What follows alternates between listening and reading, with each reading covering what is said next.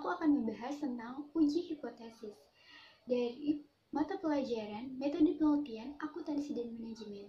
Dan ini merupakan tugas kuliah aku yang kedua. Dan aku mengambil referensinya dari buku ini. Yaudah, daripada lama-lama, langsung aja kita ke videonya. Langkah pertama yang kita lakukan adalah buka program Microsoft Excel yang sudah kita buat data variabel penelitian. Di sini yang kita pakai adalah skor total keseluruhan data kuesioner untuk setiap pernyataan ke dalam program SPSS. Di sini saya menamainya dengan Y, X1, X2, X3, dan X4. Kita juga dapat menggabungkan semua skor total keseluruhan data tersebut untuk mempermudah dalam memindahkan dari Excel ke dalam SPSS. Lalu kita uji hipotesis dengan cara buka program SPSS, kemudian klik variable view.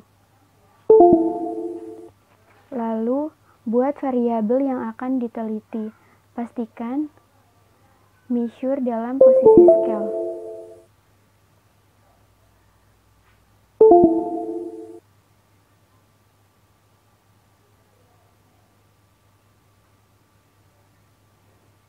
Kita bisa mengubah measure dalam posisi scale tersebut satu persatu. Dan kita pastikan juga desimal dalam posisi 0.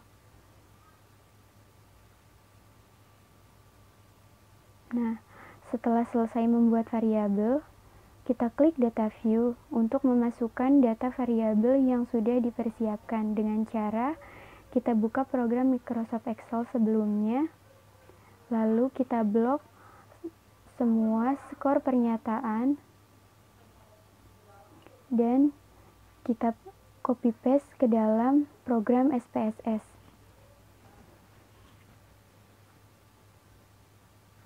Seperti ini. Setelah itu, kita mulai melakukan uji hipotesis dengan cara klik Analyze, Regression, lalu klik Linear. Kita isi kotak dividend dengan variabel Y dan isi kotak independent S dengan variabel X1, X2, X3, dan X4.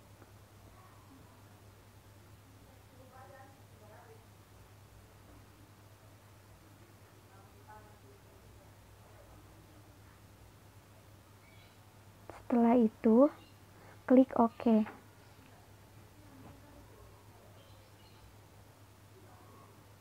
Maka akan menghasilkan output seperti ini. Di sini kita melakukan uji F dalam output ANOVA. Nah, berdasarkan probabilitas H0 jika nilai signifikansi lebih besar dari delta 0,05 dan HA jika nilai signifikasi lebih kecil dari delta 0,05. Nah, jika signifikansi lebih besar dari delta 0,05, maka gagal menolak H0, yang artinya variabel independen X secara bersama-sama tidak berpengaruh terhadap variabel dividen Y.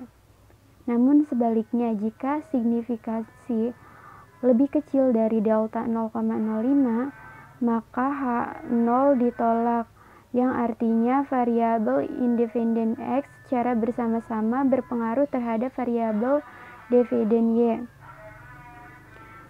Berdasarkan output ini, menunjukkan bahwa nilai F statistik sebesar 12,141, sementara F tabel dengan tingkat delta sama dengan 5%. Dengan rumus DF1 yaitu K-1 sama dengan 4, dan df2 n min k sama dengan 95. Didapat nilai f-table sebesar 2,467. Dengan demikian, f-statistik 12,141 lebih besar dari f-table 2,467 dan nilai signifikasi 0,000 lebih kecil dari 0,05, maka dapat disimpulkan bahwa H0 ditolak. Maka dengan demikian dapat disimpulkan bahwa variabel-variabel independen dalam penelitian ini yang terdiri dari X1, X2, X3, dan X4 secara bersama-sama berpengaruh terhadap Y. Nah, selanjutnya kita akan melakukan uji T. Kita lihat output coefficient. Dari output ini berdasarkan probabilitas H0 jika nilai signifikansi lebih besar dari delta 0,05, HA jika nilai signifikansi lebih kecil dari delta 0,05. Jika nilai signifikansi lebih besar dari delta 0,05, maka gagal menolak H0, yang artinya variabel independen X secara parsial tidak berpengaruh terhadap variabel dependen Y. Namun sebaliknya, jika nilai signifikansi lebih kecil dari delta 0,05, maka H0 ditolak, yang artinya variabel independen X secara parsial berpengaruh terhadap variabel dependen Y. Nah, di sini dapat kita ambil contoh nilai T statistik X1, yaitu sebesar 5,239, sementara T-tabel dengan tingkat delta sama dengan 5%, dengan rumus df n min k sama dengan 95. Didapat nilai T-tabel sebesar 1,985. Dengan demikian, T statistik X1 5,239 lebih besar dari T-tabel 1,985 dan nilai signifikansi 0,00 lebih kecil dari 0,05, maka dapat disimpulkan bahwa variabel X1 dalam penelitian ini memiliki pengaruh terhadap variabel Y. Nilai koefisiensi regresi variabel X1 sebesar 0,539. Hal ini menggambarkan bahwa variabel X1 berpengaruh positif terhadap Y. Maka, dengan demikian, setiap kenaikan satu satuan variabel X1 maka akan menaikkan nilai variabel Y konstanta sama dengan 18,612 sebesar 0,539. Selanjutnya, koefisien determinasi kita lihat pada output model summary.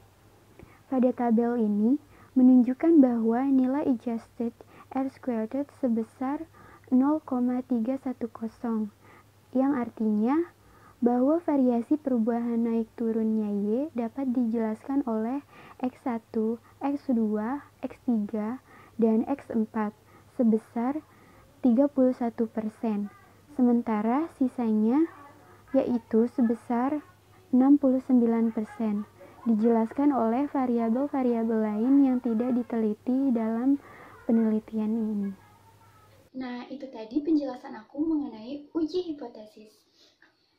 Terima kasih sudah menonton video ini dan sampai jumpa di video selanjutnya.